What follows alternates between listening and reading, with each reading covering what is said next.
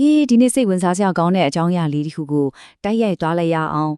လူတွေလှုပ်လို့ရှိတဲ့ပူဇော်ပက်သမှုတလေးလေးအဲ့ဒီနောက်ွယ်ကပြင်းပြတဲ့လူအင်စန္ဒလေးနဲ့တကယ်တော့လက်တွေ့ယူတီးပေးတာအမြင်ရဘယ်လိုရှိလဲဆိုတာကိုဒီမက်တန်တိုတွေကနေတစင်ဖော်ထုတ်သားပါမယ်ကျွန်တော်တို့တွေမျောလင့်ထားတာနဲ့လက်တွေ့ဘဝကတကယ်ပဲတထက်တီးကြရဲ့လားပူဇော်ပက်တဲ့ချင်းရဲ့ယူတီးပေးတာဆိုတာပါလေစလိုက်ကြစို့ဒီလိုလေးလာတဲ့နေရာမှာအရင်ဆုံးခေါင်းထဲဝင်လာမဲ့မေးခွန်းတစ်ခုရှိပါတယ်အောင်မြင်မှုကိုဆုတောင်းယုံနဲ့တက်ခဲပဲအလုပ်ဖြစ်တလားဆိုတာပါပဲဒါဟာရာစုနှစ်ပေါင်းများစွာလို့တာဒီမေးခွန်းထုတ်ခဲ့တဲ့ຢာတစ်ခုပ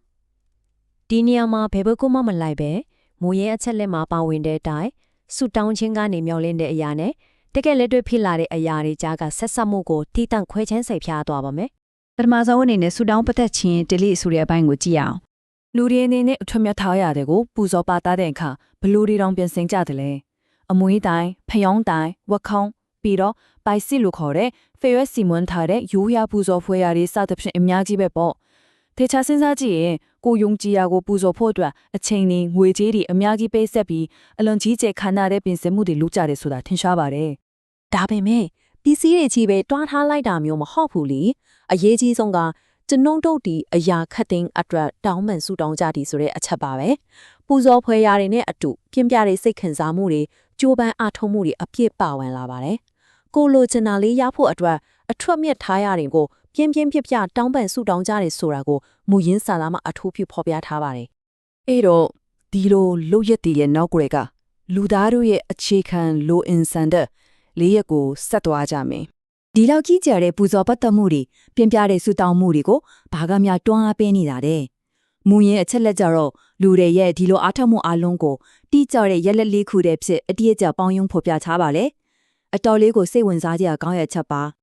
အဲ့ဒီရက်လက်လေးခုကဘာတွေလဲဆိုတော့အောင်မြင်မှုချမ်းသာကြွယ်ဝမှုကျန်းမာရေးဆိုလိုတာကယောဂဗျာနဲ့ဘေးအန္တရာယ်ကင်းဝေးရေးပေါ့နောက်ဆုံးတစ်ခုကဂုဏ်တိခါနဲ့ယာထူးနေရာတို့ပဲဖြစ်ပါတယ်တကယ်တော့ဒါတွေကနေရာတိုင်းကလူတိုင်းလိုလားတောင့်တကြတဲ့လုံးဝအခြေခံအကြဆုံးလိုအင်စနာတွေပါပဲဒီရလက်တွေကိုလိုချင်လုံးတဲ့အတွက်ကြောင့်သာခုနကပြောခဲ့တဲ့ကြီးကျယ်တဲ့ပူဇော်ပတ်သက်မှုတွေကိုအားလိုက်တဲ့ရောလှုပ်ဆောင်နေကြတာဖြစ်ပါတယ်ဒါအကြောင်းနဲ့အကျိုးဆက်ဆက်မှုကိုအယမ်းပြောင်မြောက်စွာတရုပ်ဖော်ပြနေပါတယ်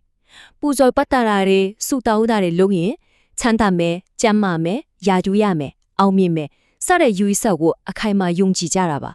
ဒါဟာကျွန်တော်ရဲ့ယဉ်ကျေးမှုဒလီထုံးတိုင်းနေတဲ့မှာနမရှိုင်းအမြင့်တွေ့နေတဲ့မျောလင့်ချက်ကြီးတစ်ခုဖြစ်ပါတယ်အခုအပိုင်းသုံးဖြစ်တဲ့ဗုဒ္ဓရဲ့ယုတိကြတော့သုံးပြန်ချက်ဆိုတဲ့အပိုင်းကိုကြည့်ကြစို့ဒီနေရာမှာဇလန်ကအချော့ကွေတစ်ခုဖြစ်သွားပါပြီလူလေးရဲ့မျောလင့်ချက်တတ်ကနေစာသားထဲမှာဖော်ပြထားတဲ့တသနာပိုင်းဆိုင်ရာတကယ်လက်တွေ့အခြေအနေကိုကုပြောင်းလေ့လာကြည့်ပါမယ်မူရမတတ်မှဗုဒ္ဓဘာသာရဲ့ရှေ့ဆောင်ဖြစ်တဲ့ဗုဒ္ဓကအခြားတော့ဗျာမနာတဲ့နဲ့ယသေးတွေတိုက်တွန်းနေတဲ့ဒီလိုပူဇော်ပတ်သက်မှုတလေးတဲ့ရဲ့အခြေခံအယူဆကိုအခြေခံကြကြကိုညှင်းပယ်ခဲ့တယ်လို့ဖော်ပြထားပါတယ်။ဘာသာရေးအမြင်တတ်ထယုတိဗေဒနီးရဲ့အတွေးခေါ်ချင်းကမှုကိုစတင်ပြသလိုက်တာပါပဲ။အဲ့ဒီခေတ်ကအခြားသူတွေဟာဗုဒ္ဓထံကိုလာပြီးဒီလိုအဆိုပြုချက်ကိုတင်ပြကြပါတယ်။ဒီပူဇော်ပါသားမှုတလေးတွေဟာအောင်မြင်မှုကိုအမှန်တကယ်ဆောင်ကျဉ်ပြီးတဲ့ဆိုရင်အခိုင်အမာပြောဆိုချက်ပါ။တဘောကတော့ပူဇော်ရင်အောင်မြင်ရမယ်ဆိုရင်အာမခံချက်မျိုးကိုတင်ပြခဲ့ကြတာပေါ့။ဒီနေရာမှာဗုဒ္ဓရဲ့တုံ့ပြန်ချက်ကတကယ်ကိုစိတ်ဝင်စားဖို့ကောင်းပါတယ်။အကယ်၍အထွတ်အမြတ်ထားရများကိုဆူတောင်းခြင်းသည်တကယ်အလုပ်ဖြစ်ခဲ့လင်ဤလောကတွင်မိသူဒီကြဆင်းမှုတို့မဟုတ်ကြရှုံးမှုနဲ့ကြုံတွေ့ရတော့မည်နဲ့ဒါဟာအလွန်နက်နက်ပြီးယူတီတန်လွန်တဲ့မိကုံးတစ်ခုပါဒီစကားစုလေးကလေးလေးနက်နက်စဉ်းစားစရာတွေအများကြီးပြည့်စွက်နိုင်ပါတယ်